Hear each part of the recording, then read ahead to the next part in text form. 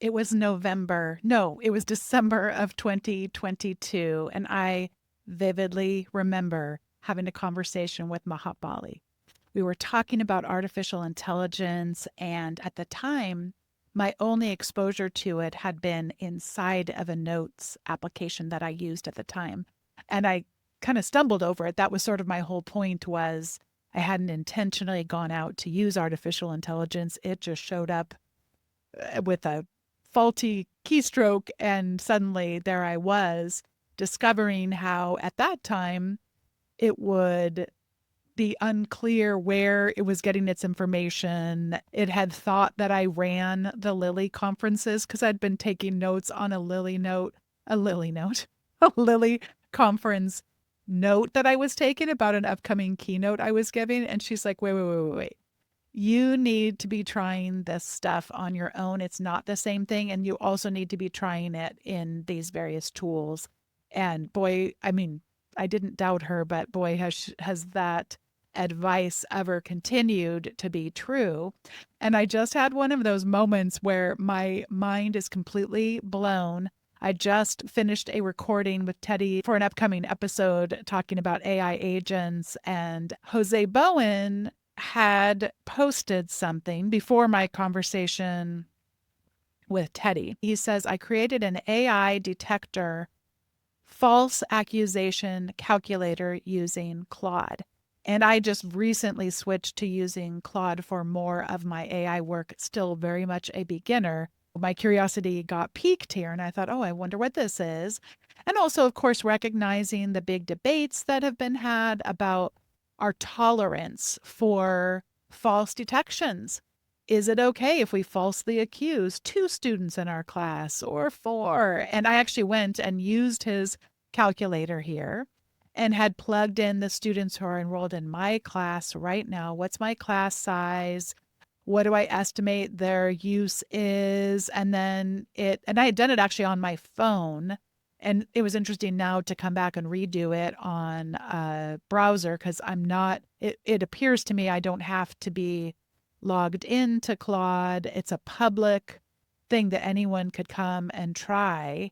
And I mean, it's just so visual. And to me, it really could add to the discourse about these false flags, these false accusations. I just thought, what a really interesting thing to have done. And especially since I'm new to Claude and how it works and how it doesn't work, I found this really, really intriguing. And just like when social media goes right, we certainly have examples of what it looks like when it goes wrong. Then someone else enters the chat in a lovely way. And I'm not familiar with this person's work. She comes in and says, hey, I took this same idea. I took this in GitHub language, we would call this forking, or programmers would call this forking. Basically, I took your idea and now I've applied it to a different context. Clearly, a lot of people have come to comment here since I was on it earlier today. So, where did she go? I'm going to pause this and come back in just a moment. Speaking of new tools, I told you I was about to find that comment. I'm using a new camera tool, recording tool, and so it's cracking me up because I couldn't figure out why I wasn't animated. Anyway, not that interesting. So here we go. Back to now that I actually know how this thing works and where the pause button is, maybe let's go have a look at this thread from Jose. It was Emily Pacheco. She went and took his and made one specific to the admissions world, which I thought was intriguing to see. So she's looking at here an AI detector false positive calculator for enrollment offices, so specific to an audience that she must work with a lot. Here's an example of different kinds of institutions and what's the size of the pool. I mean, this is to me the best of what an online community can do to expand our imaginations. And so Jose's been living in my imagination. So has this person who is new to me been living in my imagination. Thank you, Emily. And then now with my conversation with Teddy, I'm just a kid in a candy store over here having so much fun thinking about things. After I concluded my interview with Teddy, it was time for me to go and record some Pull Everywhere tips. This is part of my new partnership with Pull Everywhere. The idea here, I don't really take on a lot of sponsors for teaching in higher ed. It's just not something that I really do much of, especially not anymore. But this was such a perfect fit because tips about using polls in general to be more effective in our teaching is universal. And Pull Everywhere is exceptionally good. But I was getting a little bit of writer's block just because I'm still getting into the series, looking forward to people writing in, calling in to talk about how they're using polling. But I thought, oh gosh, maybe I should go since I'm getting familiar with Claude. Maybe I should go and try to spark some ideas around getting some really creative tips. I've already been gathering some academic articles and things like that, but I just frankly was just sitting here thinking, okay, it's time. Well. Based on my conversation with Teddy and then having seen this from Jose previously, I started thinking, well, I'm encountering not just a little bit of a writer's block challenge, but I'm also frankly having some trouble keeping myself organized. I'm thinking, should I be putting these tips inside of Notion, which is where I track the workflow? I did go up to Claude and was doing the Claude Chat and asking, for that but that just seemed weird. And then we had been talking about agents with Teddy, and then specifically some of his examples were around Claude Cowork.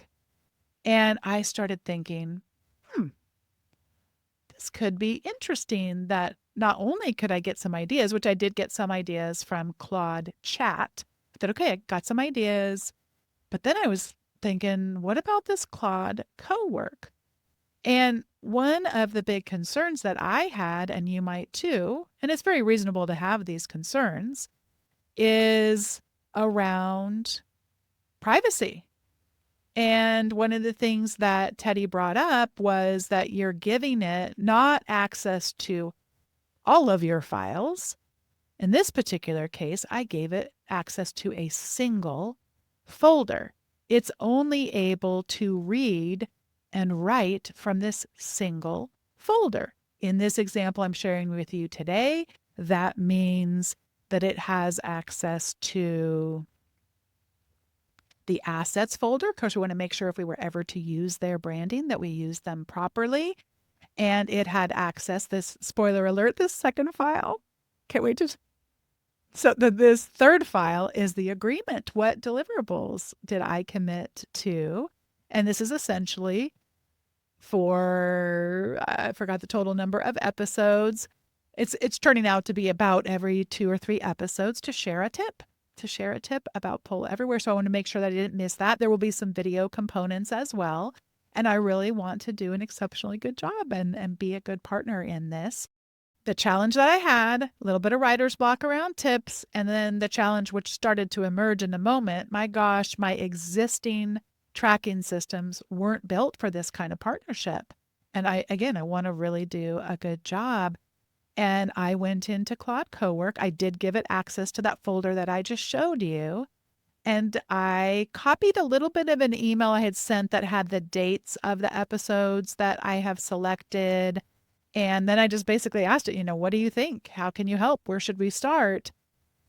And oh my goodness gracious. So having given it access to that folder and with some back and forth, it had made some suggestions. I started actually out in Claude Chat, quickly realized that wasn't the right place to be doing that. Move the conversations over to Claude Cowork. And with some back and forth, it built that spreadsheet tracker that I just showed you with a database, with some tip ideas, some of which were prompted by me, some of which came from it, and a place to track the ones when people call in or write in. I cannot wait to show this to you. Here is what it looks like. Let me zoom out a little bit so you can see a big picture and then we'll come back in. I have not edited this file. I just started recording this moments after it did this because I thought this is one of those times that Maha Bali and I were talking about way back then that you just kind of have to experience. And rather than try to wait until I have this video tool perfectly down and how to use it and all the things or all this perfect, I just thought this is the time. This is the time. This is, with no editing, what it created, with the only exception of, like I said, some back and forth. It was like, oh, should you track it in Notion? I'm like, well, no, because most episodes don't have tips. So that seems not great. So with a little bit of back and forth, whew, here is what it did.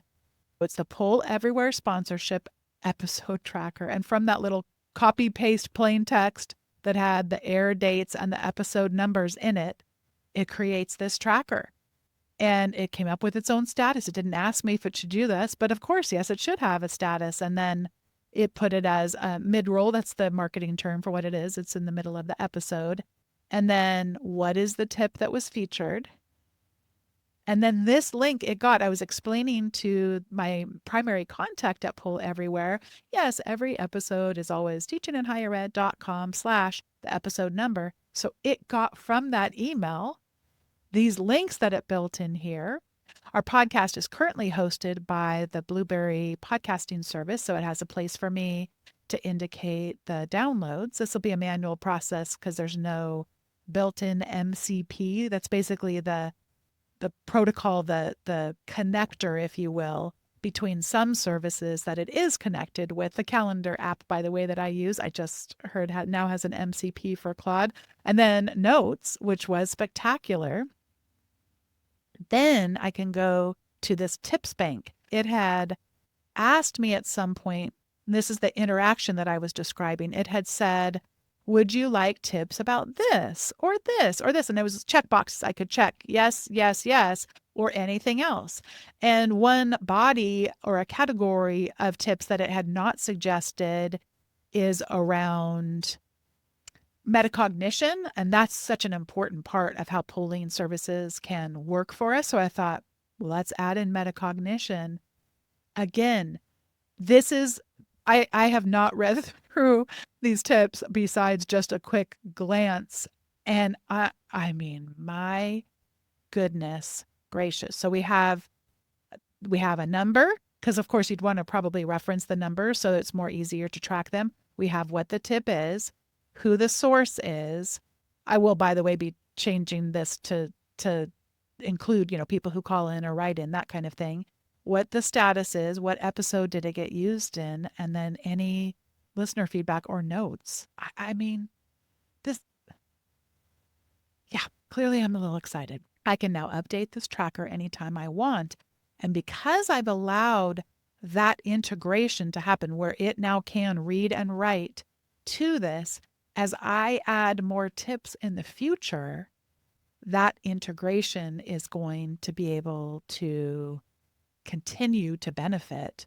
And that's what's been blowing me away. A lot of the conversations around artificial intelligence agents has understandably been around the way that AI agents can help students go and take a class because there's this looping function, and then it can go and click on the next thing in Canvas and take that quiz. And yes, that's very, very concerning. I am also concerned about it and enjoying listening to all the voices that are speaking into this as we do some sense making together.